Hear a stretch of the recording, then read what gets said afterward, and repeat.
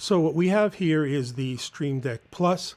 It is the latest iteration of the Streamdeck line by Elgato. It's a production console. It allows you to send keystrokes as well as other types of commands, including Midi, to your whatever destination app you would like to send it to. In this case, we are focusing on Universal Audio's console and controlling it by using a Midi plugin that was created by, let me show you, this guy, Varga Spell, and you can download it and for free, but you should probably be kind enough to donate because he does it for, for nothing, and he certainly deserves some money for what he does, because it allows you to map using your Streamdeck interface right over here to my left. Let me see. Nope, there it is. And what it allows you to do is to actually just drag and drop to empty buttons, whatever generic MIDI or multi-MIDI command you'd like to send. And I'm just going to click on one of these to show you what it looks like. You can change the title, you choose the channel, the command, you can choose from the button type, whether it's a push, a toggle, a V-pot, scrub wheel, hold, a fader, or a cycle, which I'm not sure exactly what that is, but yeah, you can also add more complex fader configurations, but I have it down to just a simple in that case. Control the speed and the direction.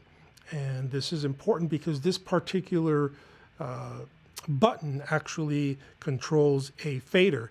It controls the Universal Audio send for my guitar channel right there. You see that? And that's second aux is for delay. So yeah, so I have that set up as well as other things, and I'm just going to get into that right now. I have an 8-channel mixer, and I can control the levels with the 4 knobs, as well as clicking and muting and unmuting channels, as well as clicking and holding, which allows you to control the panning. Now, bear in mind, this is something that I've been working on for the past couple of months, weeks, and it doesn't come by default. So you have to use these utilities that I'll give you a link to. The first one, as I described, comes from Varga, and the second one comes from Radu Varga. And he creates a plugin called UA MIDI Control. It's actually an app, a standalone app, and it allows you to control the Universal Audio console, which is what we're working with here, using MIDI as well as Mackie control. And in our case, we're using MIDI, but this is the only device that I know that allows you to mix. Let's say this could be a keystroke, while this could be a MIDI control, and then this could be a Mackie control. This could be a script. It's exactly what you want, not approximately, exactly. You can also do your own graphics for this thing, and as a UI designer, I've focused some energy on creating my own graphics. A lot of it has been taken directly from the console. That's one of the things that I wanted to create a seamless experience. And in this case, my faders are a little bit different. As you can see, they look like API knobs. It's the nicest thing I can come up with for the faders. because we don't want to put faders because it is a knob. Maybe someday they will create a fader version as well, which would be really cool. So yeah, so we have 4 channels on this template here, and I'm just going to scroll using the touchpad here to get to the second part of this template. And here we have the next 4 channels. See that? How it's moving. So as we know, we can control the muting of the channel as well as the panning. So that also has 8 keystrokes that I've taken directly from oops, this is not where I want to be. Directly from the commands here, like hide, show hide, overview. So we have an overview right now, but we can change that to inputs or inserts or sends. I like the overview for the most part, so I keep it there. And yeah, so you can really have everything exactly the way you want it, and that's what I did, because I also took the buttons and customized them to make them look really cool and kind of similar to these here. Not exactly, but yeah, actually you can see that there are some small buttons here for the muting. You see how they change colors? Maybe you can see, I don't know. Yeah, you can see it on the... And what's cool about that is, well, I did that myself, using 2 graphics. And I should give a shout out to what I used to create that. And I'm just going to show you really quickly.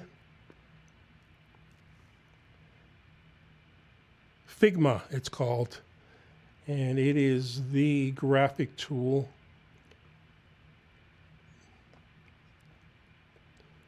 my favorite one. It's such a good software that Adobe purchased it recently. So you can see I customize everything here. There's more to that, but just showing you some of it. Yeah. So Radu, Varga, and the other guy that does the Midi, and Figma is what I use to create this. And we're going to move on to the next window here, or the next template. I'm going to scroll over, and this happens to control my Friedman amplifiers, because this is for my guitar channel, which is my first channel. And using the Radu Varga's Midi plugin, I was able to create a shortcut to open up the interface window for my amplifier. I'm just going to move that up a little bit here. And in fact, I did that for my preamp, which is open right now, and I'm going to close that. I'm just going to scroll over to it, and my first button up here does exactly that. It just opens the plugin and closes it. Isn't that amazing? I mean, even if you try to open these up by double clicking, it's a little bit slower. So anyways, I've got to close that. That's my Ampeg. So that's my Friedman amplifier. I've opened up the window, and I have a couple of things here. I have a key command to, actually that's not a key command, that's actually using Midi to disable the delay, because, okay, what happened here? Do we have a conflict? No, we don't have a conflict. Good. All right. That was just, I don't know how that happened. But anyways, I can turn the delay on and off. And I took the graphic directly from the plugin. This right over here, I used to scroll through the different presets. right? This next one here allows me to turn the noise gate on and off. Toggle that. And then its threshold. This button is counterclockwise or goes down. And the next one is clockwise. So it's just a clever way for them to have dealt with the, controlling knobs by using two buttons. I wish I can do that with one button, and I'm sure I could with multiple commands, but it's something that I don't want to get into so much just yet because I don't want to have to think so hard just yet on how to figure that out. But I will, I'm sure. And the bright button can be controlled from here. So that's my Friedman. You've got the presence rather, the bass knob, the middle treble, and the volume can be accessed by clicking and holding. And the next one, I'm going backwards here. The previous one changes the amp that's being used, the speaker, I suppose. And the second one is the power soak, as well as the input, which can be turned right over here. So those are the controls that I use for my guitar. Now, I didn't assign anything for the clicking or the button aspect of these knobs, because what I wanted to do is kind of simple, and it just opens up the tuner. So I have these all set to tuner, which is kind of silly. I could probably map one of the different buttons that are available right on the amplifier, but that's what I've done so far. Catch me in a couple of weeks and I probably would have changed that. The graphics for the knobs, as you probably guessed, come directly from the amplifier as well. Pretty cool, right?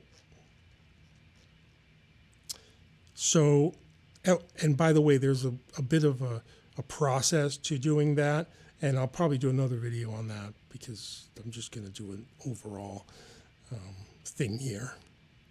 So moving on to the next one, this is my bass channel. So this is my bass amplifier, and we can, first of all, let's close our Friedman.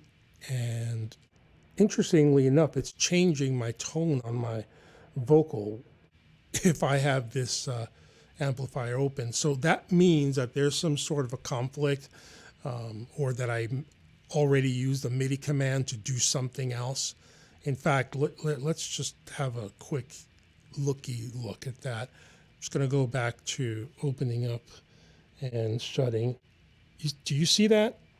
Did you see that? Yep, the frequency here. So this is great because this allows me to show you how to do some mapping.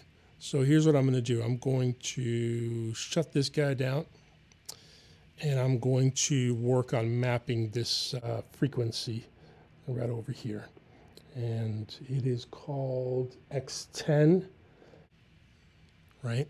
So let's move to our Avalon, our black Avalon, and let's see if we can find that particular parameter. We can do that by going to Radu Varga's Midi mapping console, and we're going to go to our Slate mic, because this is my Stevens Slate microphone I'm using. And as you can see, you've got the monitoring section here and all its parameters, the preamp, which allows you to control basic functionality of whatever preamp you have instantiated. In this case, I have the Avalon 737, which is right there. And we're looking for a control called, damn it, what was it called? X10 frequency, which is right here, right? So it's using CC82 on channel 2 in toggle mode. As you can see, you've got the option to use it as a fader, momentary, V-pot, relative, and toggle. Of course, it's a toggle because you want it to turn on and off, whatever that is.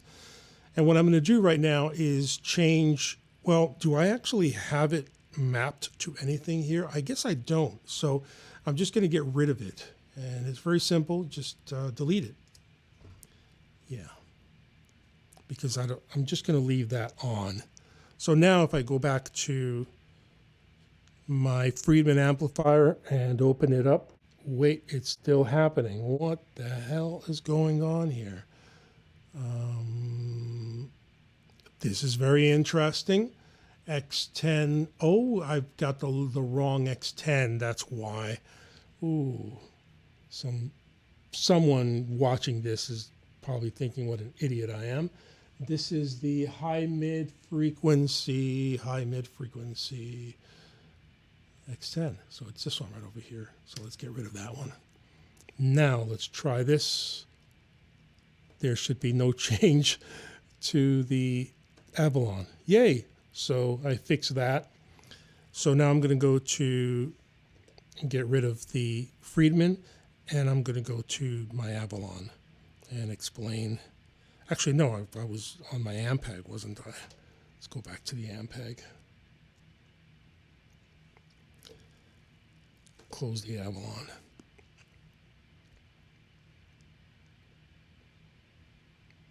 So, as you know, the first button will open the window and close it. The second one here is going to control the input.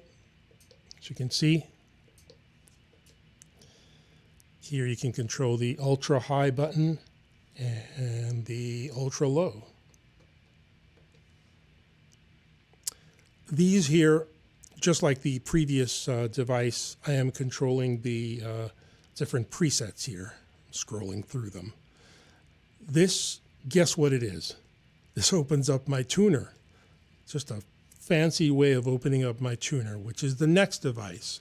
So if I were to go to the Midi utility, I can show you that you've got, as I showed you, the monitoring, which is the volume and the muting and all that for the channel, the preamp, and my Ampeg, which is right there. And then the channel strip, which allows you to actually choose an entire channel strip for your track. And this is completely different. This will load a whole bunch of plugins, which I don't want to deal with. There's my tuner. And there's my window CC, which allows me to open that sucker up. It's very useful for us guitar players. And yeah, so that's what these fancy buttons here do. Moving on to the knobs, we have the volume, obviously, the first one, and the treble, as well as the bass, right? This last one here controls the input gain, which is on the bottom there. And obviously, what's going to happen if I click and hold? It's going to control the next parameter, right, which is the power soak. We're going to go backwards. You know what? I'm just going to start from the beginning, the logical way this time. And I'm going to press and turn. And as you can see, I'm changing the different amplifiers this time. And if I do the same with the treble here, I don't think this is mapped for anything, or this one's mapped for the same purpose. Yeah, I just try to keep it simple sometimes. And so the only one that's not mapped is that one. I'm sure I'll come up with something for it. But this is a very simple plugin. That's why I chose it over the SVT Pro, because it gives you that vintage tone without having to mess with too many knobs. So that's our bass amp on our bass channel. And we're going to move on to our Avalon, this is the vocal channel, which is something I'm not going to mess with. I'm going to use the second copy of that, which is really literally what I did. I just copied it to the next copy from button to button, you can do that. And this one's going to open up my second Avalon instance. As you can see, I like the Avalon preamp. And the only reason I like it is because I owned one. And so I'm familiar with it. I know how to get, the sound that I'm looking for really quickly, except I don't know the difference between the X10 here. All right, don't give me a hard time. But yeah, you can open up the window using the first knob as usual. You can turn the compressor on and off, high gain right over here, as well as the X4 times 4, and there we have these two attack and release controls for the compressor, right? And I'm just going to move on to the knobs. This one turns up the preamp gain. This knob here is dedicated to the compressor. So without pressing it, it controls the threshold, and if you do press it, it controls the compression. This is the most logical way I can think of to do that. And I deliberate about this kind of stuff. This is how I'll go to sleep thinking about how to do this stuff, and then it'll come to me in my sleep. Yep, I'm that geeky. So the next one is the bass. And then if you press it down, you got the low mid, and then you've got the treble and the high mids right over here by pressing. And frankly, I wanted to keep everything in one page, which is why I don't have any of these guys mapped here, which, is something that I would like to do. I know that there's a way to have multiple commands on each knob, but once again, this is not something I want to do. I like to keep my buttons and my knobs simple. I don't want it to do too many things. I think about these carefully before I map them, and I want to be able to remember them so that when I'm in the heat of the moment, I can call up the sound that I want without thinking too much. That's the beauty of this. So, so that's my my final one. It resets, or it loops back to the beginning. So here is, once again, as you can see, my guitar is moving up and down. So this is the template for the console by UA. And once again, this uses Radu Varga's Midi for UA console right over here, which is a great thing to have. And I'll include a link in the comments, as well as the MIDI utility that's created by Treble Guy, I think is his name. I can't pronounce it. But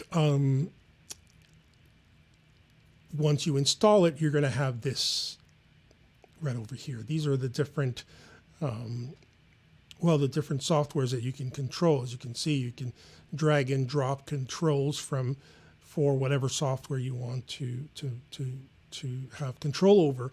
In this case, it's MIDI, pretty open. You've got control change, program change. That's right, program change. With the program change one, you can select a specific program number, but you can't scroll through programs unless you put in some sort of a script, and I haven't gotten to that yet. But I would like to, because I would love to be able to use one of these knobs as a scrolling through program change for the few devices that support it. Program change. Note on and off. You can turn this thing into a piano if you would like. A SysX, which I'm not exactly sure why I would want to do that, but yeah, there's SysX. MIDI show control, which is a show control, which I'm not sure what it is myself. Mackie control, excuse me, and this will allow you to create a custom script. So I wanted to keep it as general as possible. I hope that this has been helpful for anyone that has been trying to figure out how to make these things work. The one final thing that I can say is that you can click here and you see these icons here. You can drag and drop a different icon and change that around. So I think I need a lozenge now, so excuse me. That'll be better. And it allows you to drag and drop icons for 2 states. You can see the bright is the on state and the dim one is the off state. And these are graphics that I created using Figma. I can't think of anything else. If you have any questions, feel free to ask. I'm pretty obsessed with this stuff, so I'll probably keep moving forward and get into some of the things that I didn't know about for this video. And that will be all for today. Have a great weekend, right? Thanks so much.